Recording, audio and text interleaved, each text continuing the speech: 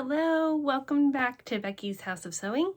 It's Wednesday, 11/24/21, the day before Thanksgiving, and I am really thankful. We just finished stitching, had a nice group of people, missed a couple people, doing holiday things, doctor things, that sort of stuff. So we missed you. Look forward to seeing you next week, getting full reports. So, live from the sewing room, let's think. I don't know what order I want to go in today. I've had a flurry of activity. Sunday, I was like, I just want to sew. I just want to sew. I just need to sew. And also, one of my friends had told me that her son had taken her cross-stitch stuff. So she didn't have any needles or anything like that. So immediately the distress occurs in my life that somebody's without a needle or without a kit or anything to get started. So of course I immediately well, I need to make her a bag. And then of course got all the little stuff to go into it. So I will show you the bag I made. It's really cute. Just a little small guy. And it holds some scissors and some needles and needle threader, and it should be big enough to hold a skein of DMC. Might be a little smaller than that. Who knows? So I'll insert the picture so you can see it. It's turned out pretty cute. I got to quilt it and did some fun walking foot action, and then made a fun interior as well. Then I was like, okay, I've made a bag. I can do my own bag. Because I think I talked last week, I really want to make my own little purse. I can't ever find the right size, and I don't need a lot, and I just need a place to put a wallet and a phone.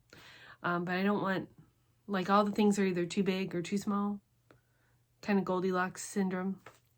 So I was like, I can probably make my own. And then I saw on So Hungry Hippie on Instagram, she made a leash. I was like, that's so cool. I can make my own strap. Because the cool straps that are like guitar straps now for purses, you can hook them onto any kind of purse. I thought that would be kind of a cool idea. I have one that's kind of scrappy with fabric. So me.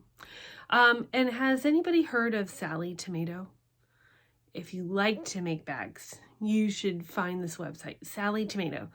They sell all kinds of bag hardware. They sell bag patterns as well. But of course, I like to do it the hard way. And I just kind of made my own. I'm like, it's a zipper pouch. How hard could it be? Well, of course, here it is. Don't you love that fabric? Okay, so here's some things I did. I used the foam mats for that you could use for making placemats kind of thing for the inside of it, and then I quilted it up with the front, and then I had to find the right fabric for the interior, and I found the right fabric and then cut it wrong. So then I had to find the second best material, and of course I wanted to use my stash, so I don't know if you can see inside there. It's broken records. How hilarious. And then I cut a pocket off of one of my jeans and added the pocket there. And used one of the zippers from my stash. So my goal here is, well, this part I didn't sew that great. So this is where a pattern would have helped me. But I was not ready to find a pattern. I wanted to do. So I think I'm going to do some fun stitch work and just kind of stitch these closed. And what I'd like to do is get some grommets and attach them here and here. And then I can do my strap and find some hardware and then use that. So perfect. I did a little gusset because everyone needs a gusset, so it can stand up all by itself. Whether it stands up with the phone and the stuff in it, it remains to be seen because I haven't used it that much yet, but I was very pleased with it. So I don't remember if I mentioned, I did buy some Gloriana thread, and I got it for my token of fall. Ooh, my alarm. My token of fall pattern from Liz Matthews. Hello from Liz Matthews. So look at what I've done. Isn't it pretty? Like, I've gotten a lot done. So once I got the Gloriana thread, I've been a lean, mean stitching machine. This is about, I used all the threads from the skein, the first little bit that I cut off. And so that's probably 6 threads worth. So really nice. I don't know if I'll be able to tell when I look at it again if the variegation is showing well, but it's slightly variegated, just perfectly so. First time using silks, love it. Quite an addicting thing. My habit might have gotten even more expensive now, who knows. But I'm no longer necessarily afraid of them, so that's kind of cool. And I really like it. So I got a lot stitched today at stitching. I got the alphabets done over on this side, and I did from like the beak down pretty much this morning. So pretty good. Yeah, I'm excited. So again, this is 36 count linen. I can't remember the linen color, sorry. And I do know it's not the called for. It's some kind of substitute that's close to it. And it's 1 thread over 2, except for the letters. Letters, I'm going to just pretend they're in bold. They're in bold type. So that is 2 over 2. The rest is 1 over 2. So 1 thread over 2 threads of linen. So I'm very pleased with it. So I made 2 bags. I got some thread. When my thread came, I bought needles. My favorite needles, Bowen needles. And this is size 26, which is the size I like for most of my projects. If you do not know, the larger the needle number, the smaller the needle eye is, and the smaller the needle. So when you go to higher count fabrics, you should use the needle that kind of it works for that you feel comfortable with as well, because there are no real rules. You do what you want. But one way somebody taught me, or somebody explained to me, that is, if you put your needle through the hole and the threads of that hole need to expand to accommodate the needle, you probably want to go to a higher number needle so that it's thinner and you're not warping your material as you go. It's more common in linens than it is Aida, but it's still kind of a nice rule that I like to follow. And so 24, 26, 28, kind of what I use the most, but I kind of like the middle. Always stay in the middle. Mid-range sizes, always good to be in as well. A medium, most common size, you know, medium-sized needles. Stay in the middle, you know, always good to do. Another fun thing that I got, everyone is starting to get their 2022 calendars out and ready, and they got the, oh, now I've forgotten what the book is called, but the one that is put out by Flighting Arizona. I'm not gonna remember anything. And people are probably yelling at me about it, but it's a very popular calendar for stitchers. It has some stitching themes, and it's by Needle House Works, I think is what it's called. So you can find it at your local needle shop or online at your online needle shop.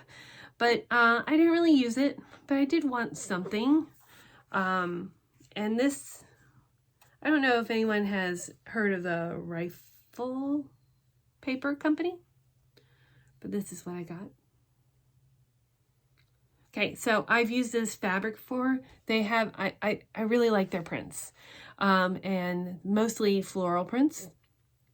And so they've had some fabric that I bought that I really like as well. And this paper, first of all, it's a little smaller than that other calendar. Very similar setup. And I don't know if you know this, but you can judge a good calendar by the month of July. Not just because it's my birthday month, which is a pretty good reason to check it out, but July is like in the middle of the catalog. So they don't tend to lead off with the best pictures. So usually like the worst picture is in July. So if you can find a good July picture, the calendar is probably really good. Just a rule of thumb, note to self. So this paper is really nice. Look at the interior. Look at that gold polka dots. I just really like it. So of course I'll be stickering it up. Here's February. Pretty, right? And hopefully using it consistently. We'll see how that works. Usually it's a month or two, and then I go in 2 week spurts, but we'll see with it. We'll try with it. And then there's little notes in the back. So worst case scenario, I just rip these out and use them for paper, right? So that's the plan. I really like the cover too. It's kind of got a plasticky feel, which doesn't sound like it would feel good, but it's embossed, let's say. It's an embossed feel. So those are kind of the things that I got. As far as quilting goes, I haven't done much. You can still see, ooh, there's my light, sorry. My donation quilt is still on the wall haphazardly. So I need to get that done. Mostly because here's how I use my design wall. I'll put stuff up, be pleased with it. I enjoy looking at it, so it's kind of nice. I'm looking at the wrong place. I need to look over here. So I enjoy it. I'm looking at it and having my design wall up and rearranging things as we need to. But it's also motivation at some point. That has got to come up the wall because I need to do the other thing, which I think I have. Oh, no. I have behind me my peppered cottons that are calling my name. Becky, come cut me up. So I need to do some motivation. I think this afternoon I'm going to work on my quilt so that I can get pieced and get those sawtooths out. Plus, I bought that block lock ruler. I haven't even used it yet. So I need to get that accomplished, get that squared away. I had to spend the first 15 minutes of prepping just cleaning up my room because I had stuff strewn everywhere. Which, if anybody has known me since a little girl, hello Wednesday Stitchers, and walked into my bedroom at any point, can recall what a mess I can make. And I mean, it's a craft room. It's supposed to be used. You can't make things, I can't make things without making a mess. So there should be no guilt or shame in making a mess in one's craft room. That's what it's for, as far as I'm concerned. However, when you have to step over things to even enter the room and be slightly concerned that something might fall in front of the door and you won't be able to open it, then you should take some pause, which is where I was at. So I got the floor cleaned up. I put away the ironing board, which had become a dumping ground. I don't know if anyone else is familiar with that scenario. I still have half my cutting table up. I had cleared it off, and then I had pulled some fabric scraps for my soon-to-be bag strap. And I put them on, I transferred them from the ironing board to the cutting table. So I need to probably put them in another safe flat surface so that I can finish cutting the squares for the William Morris material for the donation quilt and get that sewn up. Because really, I just need to sew the top. I don't have any of the backing. I don't have the binding. I don't have the batting. So my only responsibility for this quilt is to do the top. And I have not done so yet. So I need to hurry up and get that going. And then I can cut up my peppered cottons. Yay. So exciting. I have not made any more progress on my denim quilt because I didn't want to unpick another pair of jeans. So we'll see what I end up wanting to do with that. I need to research a little bit more. Maybe I don't need to cut them all up or unpick them all as intensely as I was doing. So I need to reevaluate.